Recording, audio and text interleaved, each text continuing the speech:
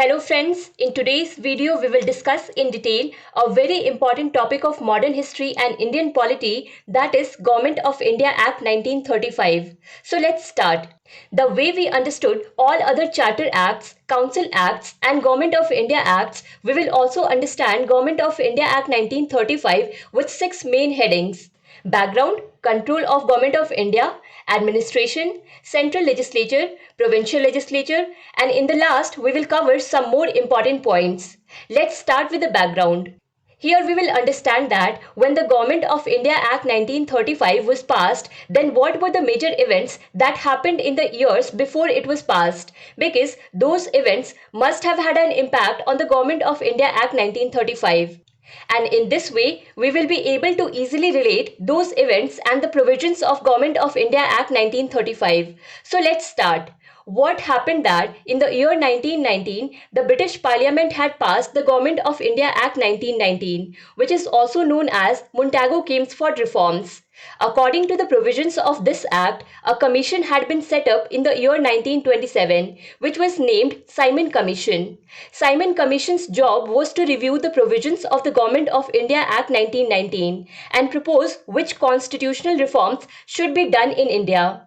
But the nationalist leaders of India were opposing this commission, and the protest was on the fact that not a single Indian has been included in the commission that has been set up to propose India's constitutional reforms. So the British government said to the Indian leaders that, okay, if you think that you can make a constitution in which all sections of India will agree, then make your own report.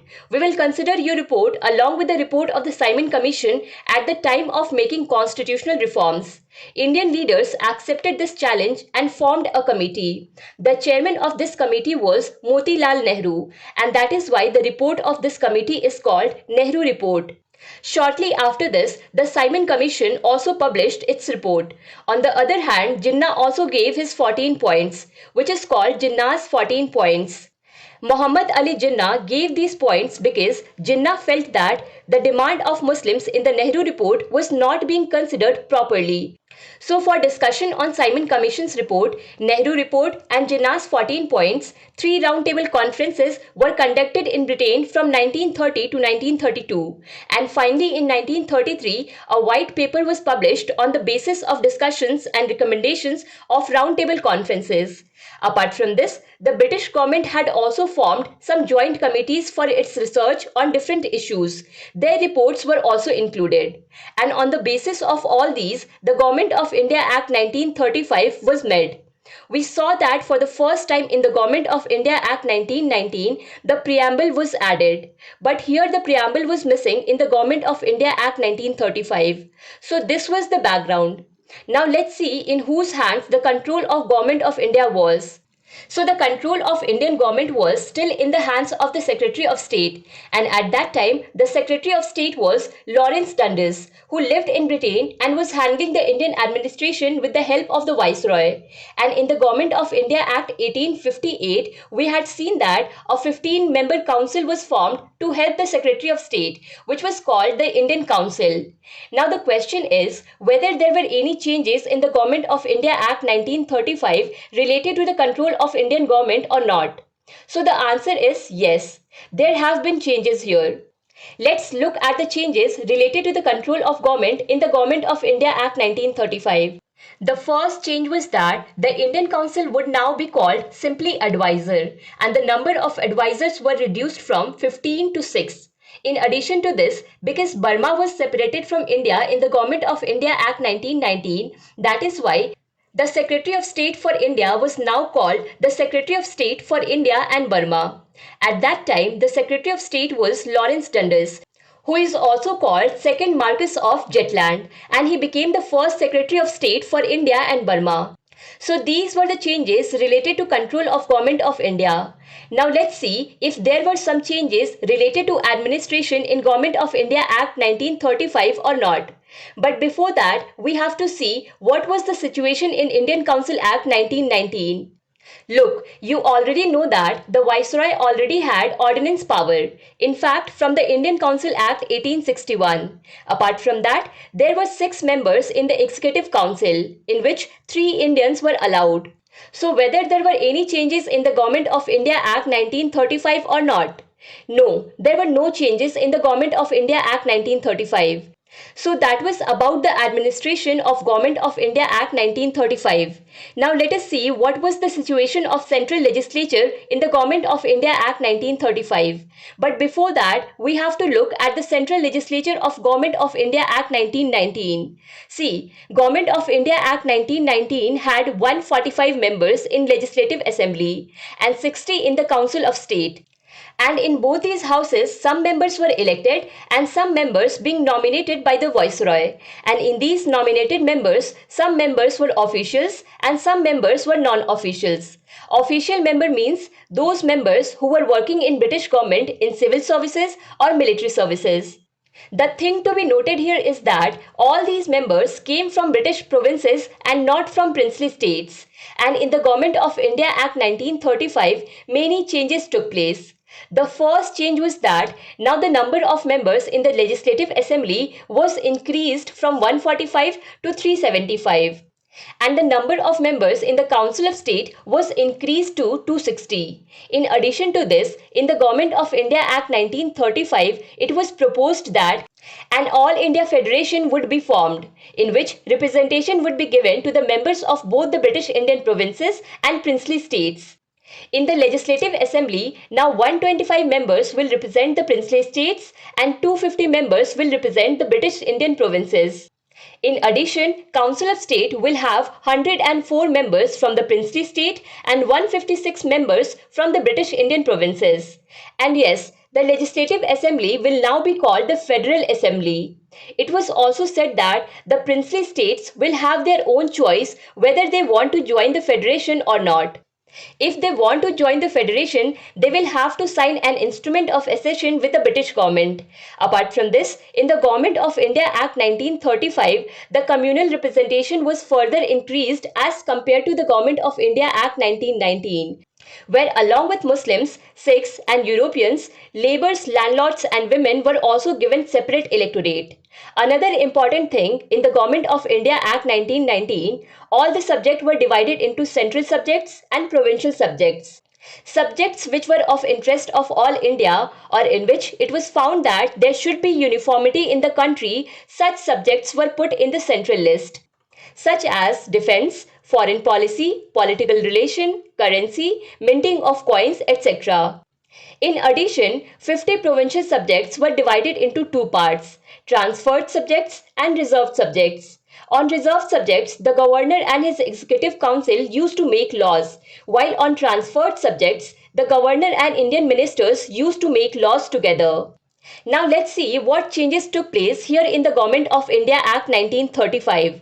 Now the subjects were not divided into two parts but into three parts. Apart from central and provincial subjects, some subjects were now made part of concurrent subjects. And central subjects are now called federal subjects. In Government of India Act 1935, 59 subjects were considered as part of federal subjects. 36 subjects became part of concurrent list and 54 subjects became provincial subjects. Apart from this, a big change was that in Government of India Act 1919, provincial subjects were distributed into transferred subjects and reserved subjects. This type of distribution is now removed from the province and moved at central level. Means now federal subjects have been distributed into transferred subjects and reserved subjects. Now Viceroy and ministers will make laws on transferred subjects, while Viceroy and his executive council will make laws on reserved subjects. That is, two law-making bodies had been formed at the central level. One law-making body used to make laws on transferred subjects and the other law-making body on reserved subjects. That is, we are getting to see double government at the central level. And that is why it was said that the Government of India Act 1935 had introduced diarchy at the central level, which was done on the recommendation of the Simon Commission.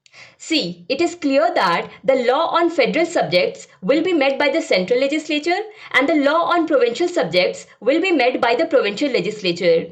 Apart from this, on the third subject, that is on concurrent subjects, both the central legislature and the provincial legislature will make laws together.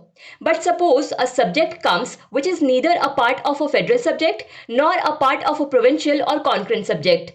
It will be called a residual subject. Now, such a subject will be added to one or the other list. But this process may take a lot of time. That is why Viceroy was given this power that Viceroy can make law on any residual subject. So these were the changes that took place at central legislature level. Let's see what changes took place in provincial legislature. But first, let's see what was the status of provincial legislature in Government of India Act 1919.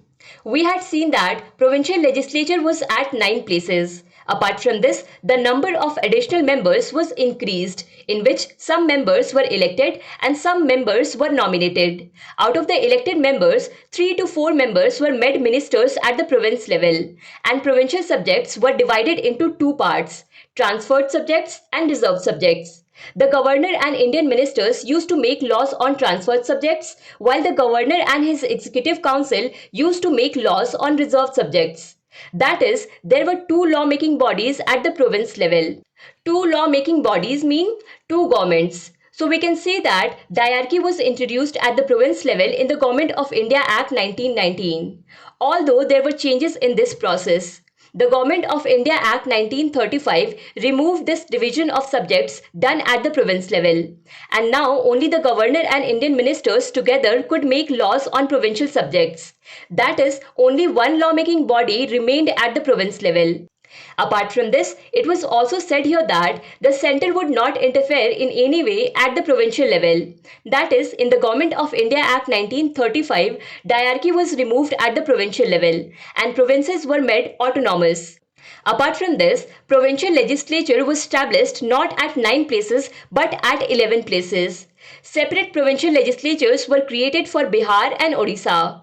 Along with this, Sindh was also separated from Bombay Presidency.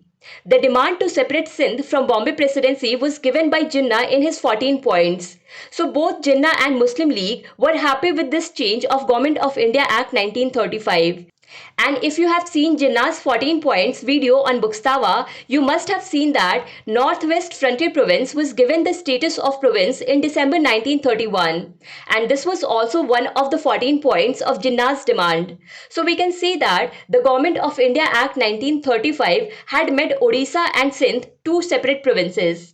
The Northwest Frontier Province had already been formed before the arrival of the Government of India Act 1935. Apart from this, Burma was separated from India, which was done on the recommendation of the Simon Commission.